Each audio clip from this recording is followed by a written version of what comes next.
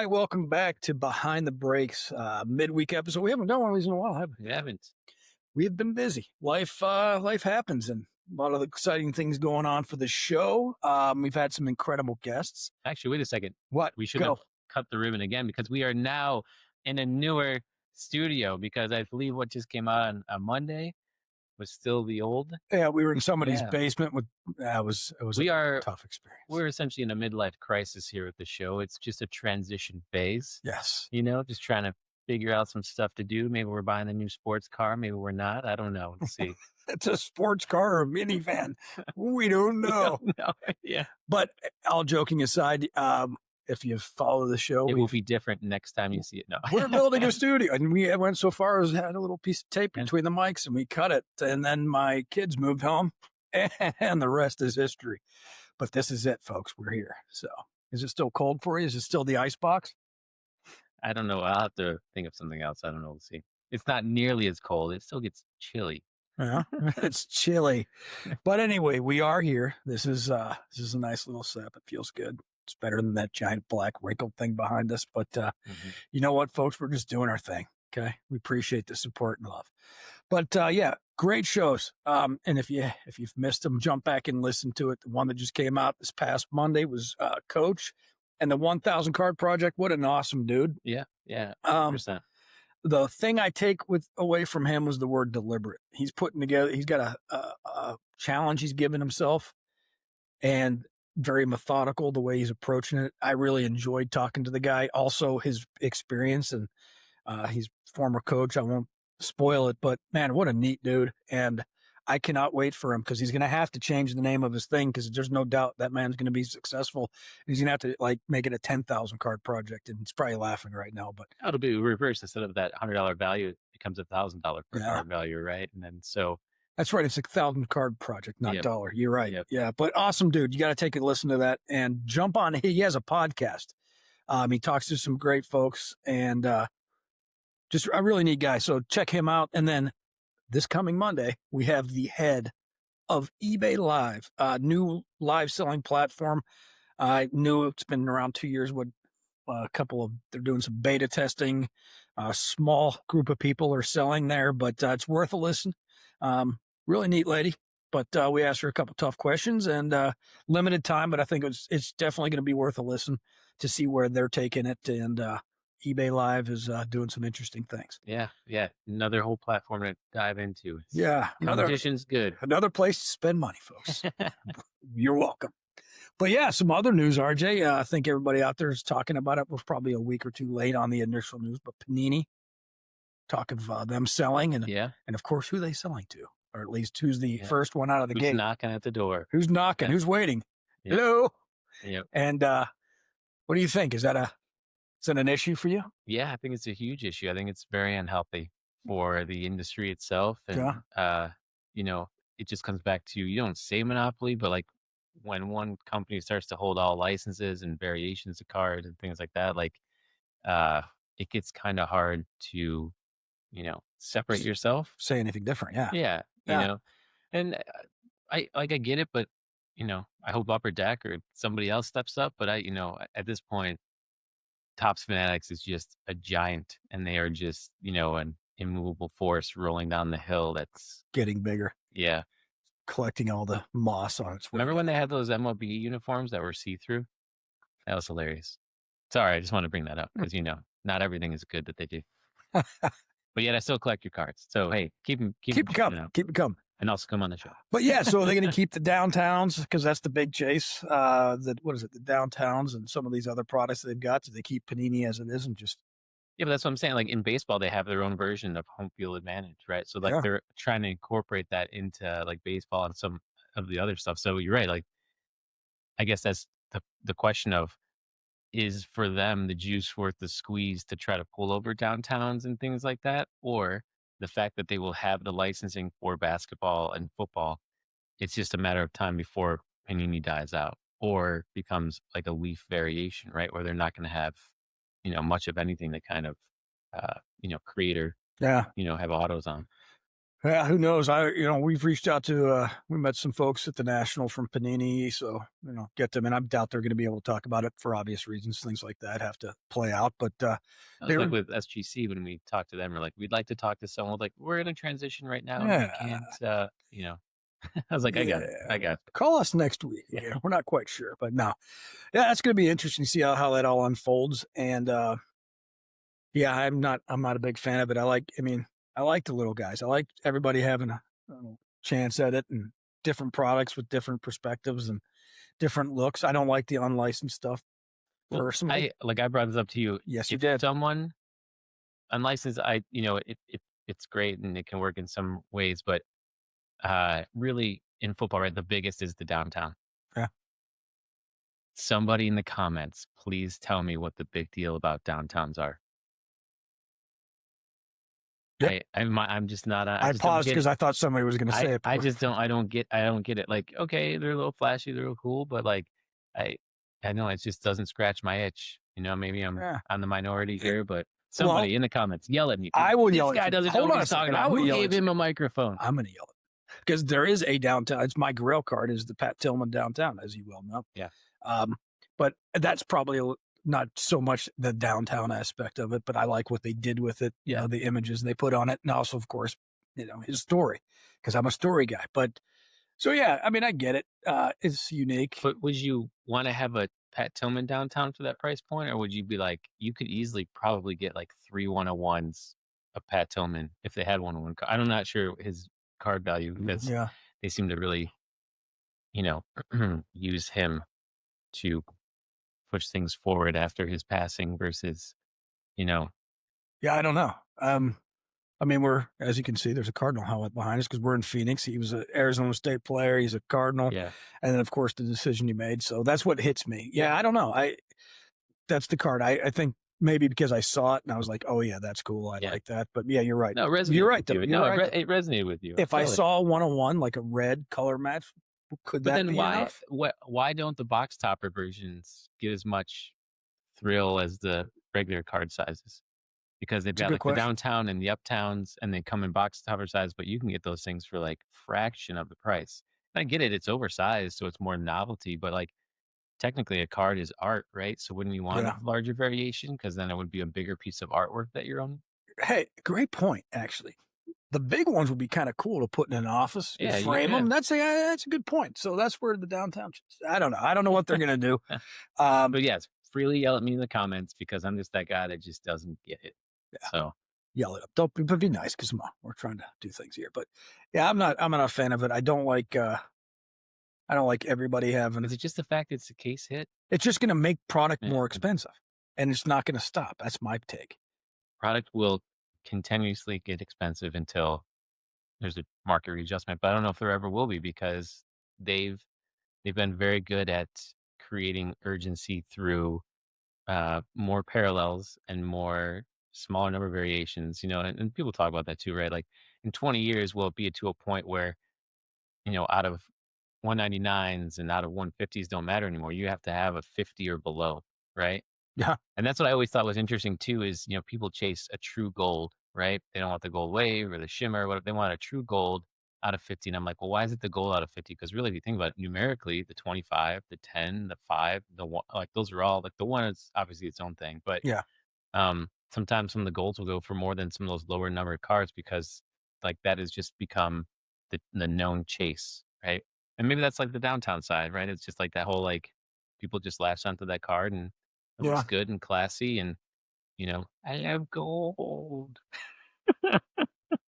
Austin Powers reference. Sorry. I got you. I'm still struggling with a Triscuit in my throat right now. I'm about ready to choke out. I was But like, man, we got to get some crackers quick. The driest thing you can eat before talking. Poor choices have been made. All right. So, yeah, that's an interesting thing. We'll see how that one unfolds. So if anybody out there in Panini or Tops wants to talk, Oh my, no, this is it. come on the show. No, everyone listening right now, we should crowdfund and raise the money to buy Panini. All of us together. And then the card people can own the company to produce the cards. No, that would be a mess. Why? You mean, had you'd me, have to man. have- Keep going. You'd have to have hierarchy at some point, obviously, but yeah, like I mean, it's not like you're buying an MLB or NFL team, right? Where you'd have to through follies fund this stuff. At some point, they are the business. You're buying the business itself. So you could just crap. How much are they asking for? Do we know that number yet? I don't know. All right. But hey, I like that idea. Yeah. Drop a comment because let's do this. Yeah. Let's do this. I mean, yeah. Us, the people versus Tops. We just have to figure out how to buy licenses. Yeah, we'll figure it out. But hey, we'll keep the employees. They already know. Yeah, you're right. You're right. Yeah. Keep the employees, let them run the company, and we'll just, do our thing, get the cards. But hashtag save Panini. the effort has been launched. Here we are. Excuse me. Anyway, all right. So let's talk about some free agents. Baseball season's over. Actually, no. Let's talk about the World Series because we made a wager. Did we? And I don't know if I recall. I'm going to be honest with you because we may have been partaking during the episode. I don't remember all of the wager. I thought we said parlay, so it had to be at least 3. It was. We'll have to go back and check the tape because I think we had. Well, let's just pretend. I know one of them was you said the Dodgers would sweep them. That didn't happen. And again, wait, they might have to move it up since it'll be a sweep. 1 for me. I don't know who had more home runs. I'm going to guess the Dodgers did based on the 9th and 10th inning of the Game 7, but I do think the Dodgers had more home runs, so we'll just waive that. But I don't remember the other one. I don't remember what it was. I can't remember. But that's all right. But what did you think of the World Series? I thought it was good. I thought it was probably like a top, 7 maybe of my lifetime that I've seen. It didn't go the way that I wanted, which was just both teams to implode and the stadium to collapse on itself, and then we would just be at 28 teams for the rest of the season. Oh, that is a lot harsh. No, That's a lot to sneeze. No, I wish. But nobody being hurt. Anyway. Yes, exactly. Yes. Okay. Yeah, no, it was good. It was entertaining. It was great. Toronto, I was telling you via text, when you sit there and you're looking at it, right, and they're just going through, and this person's up to bat, and this person's up to bat, you're just like, okay, like, who's that guy? What's that guy? Like, where are they at? Whereas you look at the Dodgers and you're just like, yeah, all right, former MVP, former MVP, former MVP. All right, let's go to their bullpen. Former MVP, Cy Young, and you're just like, okay. Yeah. And I think that's why a lot of people were pulling for the Blue Jays. It's like that David versus Goliath or whatever you want to call your analogy. It's like the Blue Jays were in last place last year. Yep. Now they're in the World Series and they're taking them all the way. Yeah, the Blue Jays had the series that everyone hoped the Yankees would have had. Like if this would have been reversed and this would have been the Yankees right now going that 7 and even losing in the end, like this would have been premium for baseball, right? I already know that the ratings outpaced. What was it? I can't remember. I think Game 7 outpaced whatever football game. I can't remember. But yeah, I get your point though. Yeah. It was David versus Goliath. It was awesome. And you know me, how many cards did you buy during the World Series? Because of well, I know you're always buying cards. Redacted. Because you know me, I was telling you, I like that guy. He did something or whatever. Yeah. Like Alejandro Kirk. Love that dude. Mm-hmm. What an incredible series he had. Yeah. And I'm not going to say it, but because the announcers did it for us, but not exactly your prototype. He's not Aaron Judge, you know? No, there's some guys that come up to bat and you're like, how? And then you're like, oh, because you've got power from the legs. Go for it. It's like power from the legs, or that's how you drive a ball, right? It's all lower body. It's all so they can, not be the fittest human being and still, do it. That's why Babe Ruth used to chop wood in the off season, right? Just go up to the cabin, chop some wood. Yeah, I don't know. It was a lot of fun for me. I became a fan of some additional players, and then I found myself rooting for Toronto in the end. It took me like 2 games to get there to be like, okay, the sweep's not happening, obviously, and I was like, all right, let's see if it can be done. And then you start to realize, okay, well, it was, Don Mattingly's on that team as a hitting coach, kind of hitting coach, and so you're like, all right, what do you mean, kind of hitting coach? Isn't he the hitting coach? Yeah, I think he's the hitting coach. The hitting coach. I don't know. Let's real quick caveat. hitting coach for professional players. Like, can you imagine telling a guy like Tony Gwynn, "Hey, I'm your hitting coach," and he's like, "All right." If you ever watched the documentary about him, the only person he listened to about his hitting is his wife, by the way, which was awesome. Anyway, yeah, Donnie baseball. Yeah. So like just some of those things that you pick up on that you're like, all right, you start to find ways to be like, I can get behind this team versus the other, right? Um, from a card investor side, I probably wanted the Dodgers because then everything that's owned by Otani and my, entire set skyrockets another 1,000% or whatever the heck it's going to be. But, I mean, we did immediately saw our Yamamoto cards sell like hotcakes. Hey, I'm using that term again. RJ's actually 93 years old. You can feel it in my bones. Hotcakes. Yeah, Yamamoto sold, but Game 7, I thought the Blue Jays were going to win, so I was trying to buy Vlad Guerrero, but I think everybody else in the world that was on eBay with me. See, while you were doing that, I was buying Joe Carter. See, everybody has a different approach. Yeah. I liked it. Yeah. But let's talk about free agents, because otherwise we're going to have another 2-hour episode like we always do, because we just get to talking. Season's over. Free agents. I mean, Blue Jays have a guy that's done, who had an incredible World Series, Bichette. Where do you think some of these guys are going to land? But more importantly, does where they land change their card value? And I'll just give you an example of what I'm thinking, because it may not make sense the way I phrased it. Kyle Tucker. He's not going to be, I don't think he's going to be a Cub. I would bet $90 of $100. He's not going to be a Cub. Unless them getting rid of Shota recently is them clearing space for him, but I don't know. Yeah, so do you think that where these free agents land impacts their card value? Well, yeah, there's, as soon as a player is traded or they sign with a new spot, right? Like that, you usually see action on that card in sales, right? Yeah. So it will up front, and then, it's going to kind of just pull back to where it normally values at. So like Scooble, I don't think he's going to be a Tiger. I think he's going to go. I mean, the guy's probably going to win a Cy Young or more in his career. So I can see being impacted, because let's say he's got to go to a contender, because I don't think anybody can afford him, which is also an unfortunate thing. But so he'll go to, let's say, the Yankees, because I thought that's who they were talking about getting him. But he goes there. The Yankees are always in the mix, just because then agents can use them as a tool to be like, well, the Yankees are involved, and they're willing to pay gobs of money. It's not always the case. But I don't think like an Adley Rutschman, if he leaves, Bichette, I don't know that his card value is impacted. Maybe it's just a player and where they go. Yeah. Impacts it, but this is what comes back to that team versus player side, right? Like if you're a Toronto collector, immediately what you're probably doing is trying to move all your Bichette cards, because now you're not. Yeah, you're not. It's like, oh, my team, my players, they're gone from the team, right? Yeah, and on that real quick, that's actually I didn't know how Vlad and him how long they've been together as kids. They're like 16 years old together. Yeah, it's kind of sad that they're breaking up, but I mean, it's baseball and it's business. Maybe he stays there though. Maybe they free up some cash for him, and since they had a nice run. But man, what a series he had. But yeah, so free agents, that's coming. That's kind of exciting. I did text RJ the other day that I may or may not have been on an app where you can place friendly wagers, and I discovered that you can wager where free agents are going to go. Yeah. Is that insane? That is insane. That brings me back to when LeBron made the decision, right? Oh God, help me. So like his website actually was really crazy, because everyone was in conspiracy mode or whatever, this and that.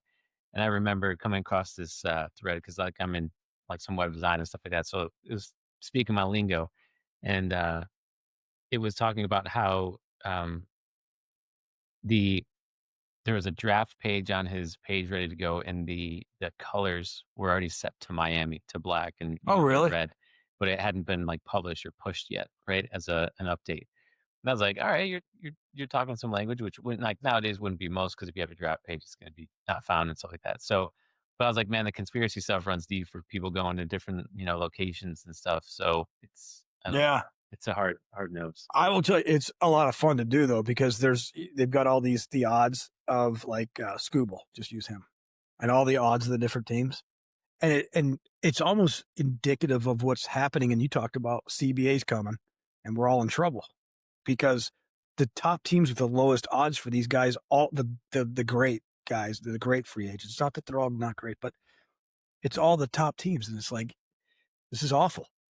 It's awful for the sport that everybody doesn't have a fair shake, but I get it. People out there are like, you're an idiot. I mean, It's they're business. preparing But, so much for this that didn't the Angels just sign on Kurt Suzuki to be a manager on a 1-year contract?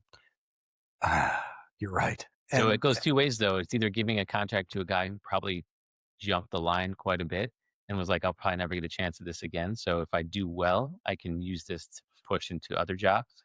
how do you do well with the Angels, though? If you just win a couple games, if you keep Trout healthy, I don't know, all the above on that. Yeah, that's fair. I mean, the Blue Jays were in last place, weren't they? You know what? Good point. I like that, the underdog. But so yeah, that's a fun thing to do if you happen to partake. I thought it was a wild thing to have on there, but I guess you can bet on anything these days. All right, so before we get to the card of the week, which is always the most fun, Can I bet on whether or not I'm going to place a bet? Because I would win that thing 100% of the time. don't act like you're innocent. Or yeah. All right, so football, man. But We're about mid-season. We're not going to dive too deep into this. Maybe next week our episode will be an update on our challenge. RJ and I have a $100 challenge. We bought as many cards or as little cards as he could at the beginning of the season, and whoever's cards increased in value the most at the end of the season wins the steak dinner. So next week we'll do that. But man, what a crazy season's been going on. And I'm not going to make a joke of this, but we talk about it a lot. Is people collect Pokemon because they can't get hurt, but like Jaden Daniels, sophomore year, people thought this dude's going to come out. His card value at the beginning of the season went up dramatically because of that. Also Bo Nix and a couple others, Drake May. Her injury he suffered was pretty horrific. It's not his throwing arm, but will he be the same? Football is just a wild sport. This is that whole, what is that term? When people are crazy, I can't remember, buying versus selling, whatever. This is it, right? Like, so now at this point, this is, if you want his cards are going to be more affordable because there's going to be people that are going to be fire selling, trying to get as high dollar amount as they can because they think career might be over, he's not going to come back properly, whatever it might be. Dude could come back and, after he's healed and do well. So at this point, I hope he does. Yeah. The buy low and hope it turns around for you. Yeah. Is there anybody? So on our little challenge here, is there any player that you're watching this year and you regret saying, I should have grabbed that guy? Well, I think just of what the Bears had this last couple of weeks, Odunze, right? He's like 2 games of almost like not showing up at all. And that just could be part of their system and how it's evolving, but at the same time. Is it that or is he getting like triple covered? Yeah, I think yes, so Loveland's starting to come out now, but all of that kind of stuff. But it's, you just would hope that as long as you can, my thought is, as long as you can get past the injury, which is the craziest thing, right? To think of like the most detrimental thing that's going to happen to your card value right now with an active player is an injury. Yeah. It's crazy, right? Yep. My regret is Jetty. That dude is unreal. I guarantee. In fact, if I can, after this episode, I'm going to go lock it in. Rookie of the year. I mean, that guy is unreal, scoring touchdowns left and right. And then Jonathan Taylor. See, rookies are already tough. That's why I went second year on a lot of my guys because rookies are already tough for the most part. Jonathan Taylor is probably going to break the record. That guy, the Colts are unreal. Yeah. Although they just got humanized by the Steelers, but I don't know. Been wild. But RJ pulling off some crazy trades. So yeah, they're going for it. Yeah, I'm all about Daniel Jones too. Sorry, Giants, you messed up. All right, RJ, where's it at? Card of the week. Yes. This is where we didn't we have jazz hands before? The card of the week. Flashy lights. No, I don't know. So yes, card of the week. So there I was on my couch, hanging out. And I was just thinking, man, there's this card I've wanted for a long, long time, and probably now is the time to buy it. And I went on a search for it, and I couldn't find it, not graded and not in the price point I was like looking for. It, I was like, all right, this is crazy. So I decided, I'm like, I'm gonna go on Facebook Marketplace, and I scoured everywhere to a point where I was doing like 500 miles around various cities to try to cover all different parts of the U.S. because I'm like, this is not going to be in my zone. finally found it. I found one of it. And this is like finding the Yeah. holy grail of. And it was a very nice man out of, I believe, North Carolina. Shout out to the man in North Carolina. Contacted him and I was like, hey, you have this card and I see you only do local pickup. I am nowhere near you because I'm in the state of Arizona. Would you be willing to negotiate a deal and ship me the card? Because right away, if he's like, no, I only do local, you know, I got you. And I'll just move on. Yeah. But he came back. He's like, yeah. He's like, let's do it. And he's like, hey, let's exchange numbers. He's like, cause I want to talk to you, make sure like you're legit and I'm legit. I'm like, yeah, I'm all right. I already know this guy is on par with what I'm looking for in someone to negotiate a card sale with. So I negotiated the card sale on a Thursday. We finalized everything, got the money to him on Friday. We finalized the deal. And then Friday, money sent over. He packaged it out and shipped it. And then this gentleman had an amazing game in Game 7 of the World Series. No kidding. So I have been after for quite a while, and I decided to finally pull the trigger on it. This is a 2020 Topps Stadium Club Chrome Bichette Refractor. And this is like the image variation of him running out of the dugout past the CN tower. And we'll get that up on the screen. But I am telling you, like when you watch the refractor on this is one of the most beautiful cards that I have in my collection, just because it's just like, it's premium. And you'll have to, like, the lights in here right now don't do it justice. Yeah, yeah. We'll get that up on the screen. Yeah. So this card right now, like, I'll be totally honest, I bought it for $150.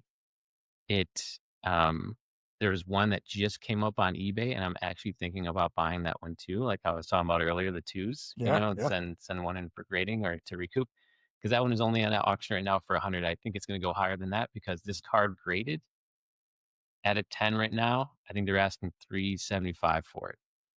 So, and I'm like, I'm not going to pay for a graded yet, because I want something I can touch for a little bit before I decide. Stadium Club's cards are so incredible. They are. So, so I'm pretty pumped I got this, but it's amazing that I negotiated that deal, and then the package gets shipped and Game 7 happens. And I was like, hot damn, I think I like hit the lottery with, like, he's going to be the hero of this World Series, right? Bichette's going to be the hero of this World Series. And then unfortunately it happened. I'm like, but you know what? I still got an amazing card out of it, and the condition is fantastic. And, talking to the guy, he's totally great. And he's like, oh yeah, he's like, I've got, some other high end stuff that I just kind of like hang on to. He's like, I didn't realize this was such a, like, this card is like non-existent. I was like, yeah. So I actually got a little nervous that he was going to be like, I'm going to pull back. I'm just going to hang on to it. But no, he was totally like, no, it's going to go to a new home. And I've had it since, essentially 2020. And I've always been on the lookout for this card, and then finally, pulled it. I remember you talked about that over the years. Yep. Like you saw it somewhere. I don't know if you hit it, the base or something, but it's an amazing card. Yep. RJ's always bringing it for the card of the week. But that does it for the midweek episode. Like I said, check out the shows. Check out Coach and the 1,000 card project and eBay coming out here in a minute. And as always, drop us a comment. RJ was asking for you to go after him, so do it. Yell at me. Yell at him. But appreciate everybody listening. It means a lot to us that you're here, giving a minute to us, and we'll see you soon. Thanks a lot. Thanks for listening to Behind the Breaks. We appreciate you being here with us and helping us grow this community. You can find us on Spotify, Apple Podcasts, Amazon Music, iHeartRadio, and YouTube. Make sure to like, follow, or subscribe, and we'll see you for the next one.